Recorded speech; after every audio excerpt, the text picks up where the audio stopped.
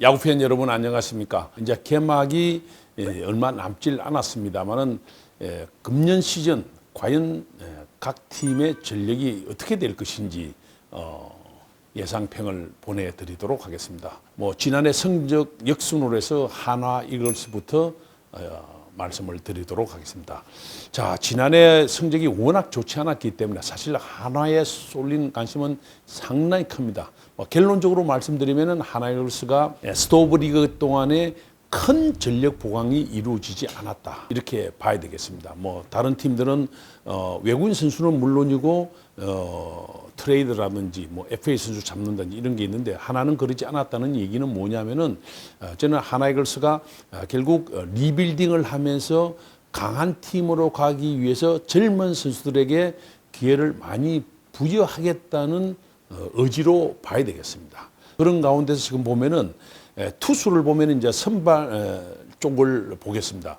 투수 총점이 40점인데 선발을 제가 20점을 평가하는데 하나가 지금 가장 열세가 역시 선발 쪽으로 봐야 되겠습니다. 지금 보면은 킹흠, 카펜터, 김민우, 장시환, 장민재, 김희안 뭐 이렇게 문동욱 뭐 여러 선수가 있습니다만은 실은 지금 킹흠과 카펜터도 확실히 주어지는 임팩트가 강하지 않다 이렇게 봐야 되고 더 문제가 되는 것은 역시 장시환이 재활 중입니다. 그래서 초반에 좀 어려움이 예상되고 있고 김민우가 이제 성장을 해야 되는데 지난해 이제 4.34의 평균 자책점 좋아졌거든요. 그렇게 본다면은 금년에 외국인 투수 2명이 일정 수준의 피칭을 해주고 김민우가 초반을 잘해줘야 된다.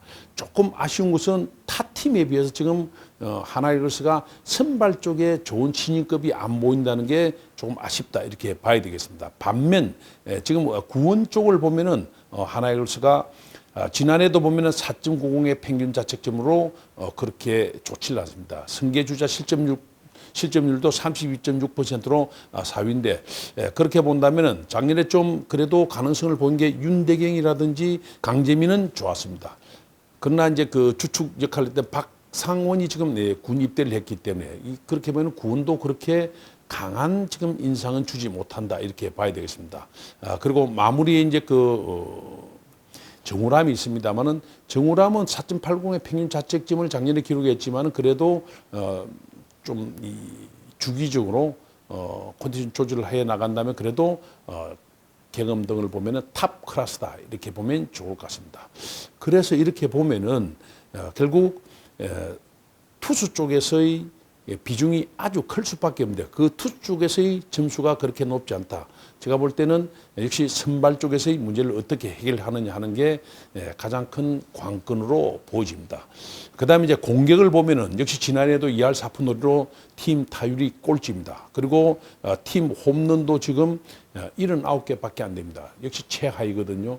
그러니까 지난해 두 자릿수 홈런을 기록한 팀은 한화 이글스밖에 없다. 그러면은 금년에 어떻게 될 것인가? 결국 어떤 선수가 그 폭발력을 좀 보여줄 것이냐가 문제인데 지금 봐서는 노시안이 좀 성장을 하고 힐리가 어느 정도 해주고 이승열이 뒤를 받쳐주면서 장타력을 배가를 시켜야 되는데 글쎄요.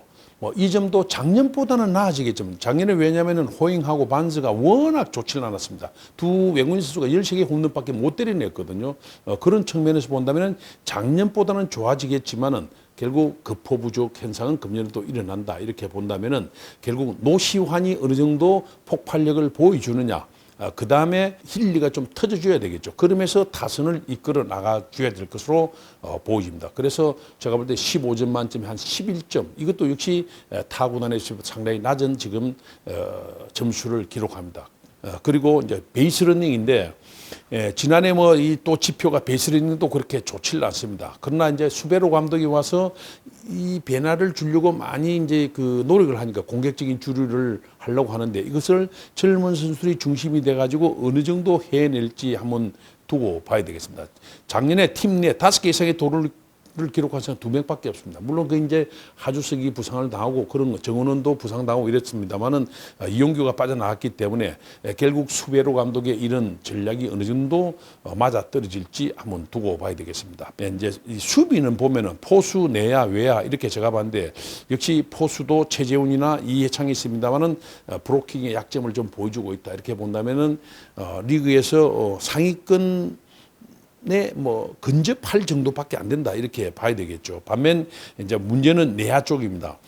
지금 보면 이제 노시환 그리고 하주석 그리고 정은원 이렇게 가면은 이 라인은 좋습니다. 그리고 힐리까지 일루수를 보면은 상당히 짜임새가 있지 않겠느냐. 문제는 이 선수들을 뒤받쳐줄 백업요원 뎁스가 문제가 되는데 과연 이럴 때 이제 강경학이라든지 오선진이라든지 베테랑들이 뒤를 잘 받쳐줘야 되지 않을까 보집니다.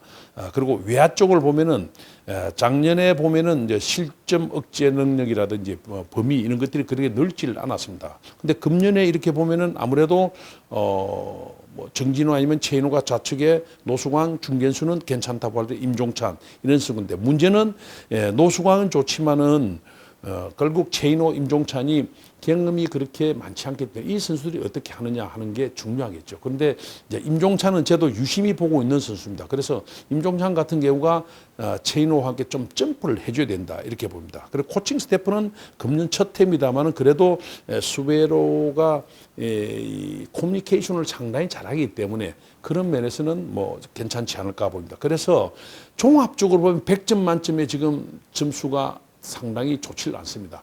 그러면 문제는 뭐냐? 그러면 타개책이 있느냐 하는 거죠.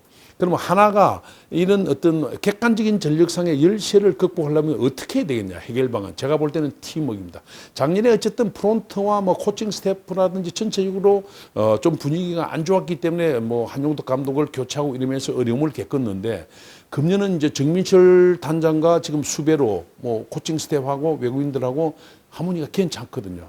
그러면서 그 프론트와 선수단이 똘똘 뭉치면서 뭔가를 좀 해결점을 찾아야 된다. 두 번째는 젊은 선수들입니다.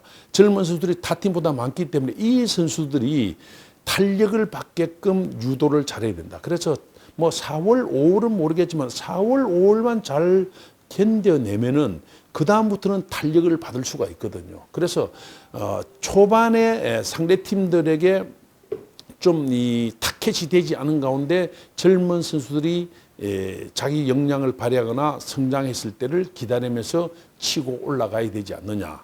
그렇게 봅니다. 그래서 전반적으로 보면은 투타수주에서 타팀보다 그렇게 강하다고는 할 수 없는 전력이지만은 조금 전에 말씀드린 그런 점들로서 그런 것들을 극복해내야 되지 않을까 보집니다.